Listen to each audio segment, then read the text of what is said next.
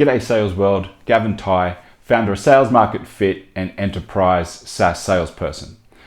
If you're watching this video about sales strategy for startups, first of all, congratulations. If you're a founder and you're at this point in your journey about developing a sales strategy, you've actually come to the right video. If you're a salesperson who's joined a startup and you've been tasked with actually going out to market, congratulations also. I've been in your position and it's a huge amount of responsibility. And this is what I've learned over the last 7 years. So there are many components to a sales strategy. So my aim today is to release short digestible videos along the broad topic of sales strategy.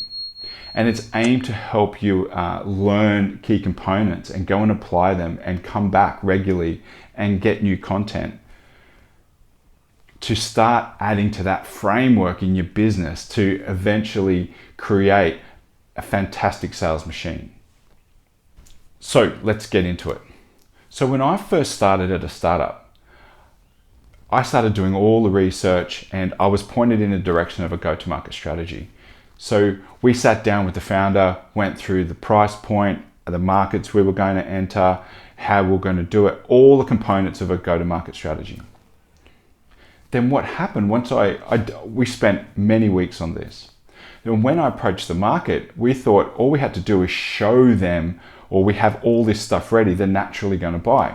What I've learned from that process and many years after that is that is actually not the first step. The first step is developing a sales strategy based on first principles. Now, the first principle of any sale is someone or a business must decide to buy you first before you can sell. It doesn't matter whether you're selling raffle tickets, crypto, or multi-million-dollar pieces of software. You cannot sell anything until someone decides to buy.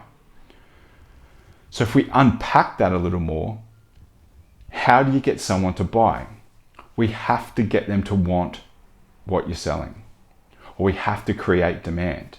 Now, when I say create demand, I don't mean that's marketing's role. It means we have to uncover problems within their businesses and actually position ourselves as the ideal solution to solve that problem.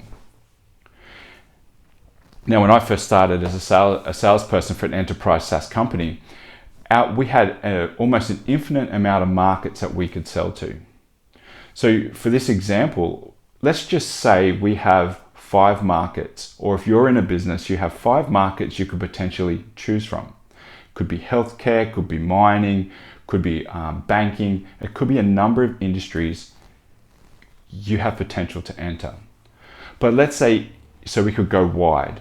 Now, in each one of those industries, you could go deep. It could be from tier 1, tier 2, tier 3. So for instance, we've got 5 industries and we go 3 deep. That's 15 different markets you could potentially enter. So in each one of those 15 industries, how they get to a buying decision would change in each one of those markets or those verticals within that industry. Markets have drivers, they have external pressures, they have political pressures, economic conditions that may change. And that's at a macro level. On a micro level to a company, they could have key objectives that they're pushing towards. They could have compelling events that they need to solve. There could be many, many influences that affect how a business views the problems that you solve and how they prioritize those problems in order of solving. Maybe you are 5th on a list of priorities, or maybe you're 10th, or maybe you're 1st, but you really need to explore and understand the value that you can offer and how that applies to the industries or verticals within those markets that you want to enter. And there's no short way around it. We need to test. And that's what I did in my role as an enterprise SaaS salesperson in my early days. I was given a task to explore the water industry, the power industry, the healthcare industry, the mining, the oil and gas industry. And I set out feelers or test experiments to go, if they're interested, and it's a long pipeline, what's the reaction that I will get back if they were interested? And it's based on the reactions that I got back. Then I said, okay, we should go into these industries, and started putting more and more effort to it. And then we developed a go-to-market strategy for that particular market. Now, if you think about it in the example, is people want to have product-led growth. And it makes sense. But some markets don't buy products like that. They have sophisticated buying processes. They have stages inside their businesses they need to go through in order to purchase something. So leaving it to that business to navigate that on their own is really at your own peril. And that's why sometimes we need sophisticated salespeople or sales teams to come in and help them navigate through the channels in order to get to a purchasing decision as quick as possible and help you create a repeatable framework.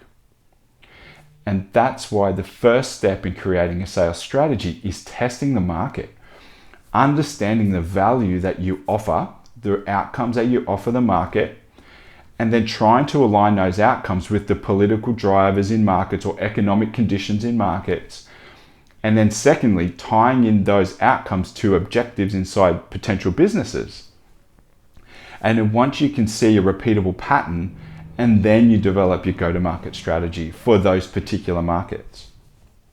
So go-to-market strategies can vary between markets and also vary between tiers inside those markets as well. So this is just a quick video to help you understand about the complexity and the intricacies of developing the right sales strategy framework for business development in your business. There are many topics. We could go further into each one of these about how we deliver value, how do we communicate the value, how do we help people along the buying process. And I've learnt there is a repeatable pattern across every buying decision. And once we tap into that, or once you tap into that in your business, you will start accelerating sales more efficiently and start achieving the growth that you want within your organization. So I hope this helps, and I'd love to know if you first explore the market in depth before you create various go-to-market strategies for each one of those industries that you want to enter. So leave a comment below, and if you want to learn more about sales strategy, make sure you hit the like and subscribe, and I'll release regular content to help you along that journey. Now, once again, congratulations on where you are in your business today. Whether you're wanting to start a sales role or whether you're a founder and this is a hot topic, good luck, and I'll speak to you soon.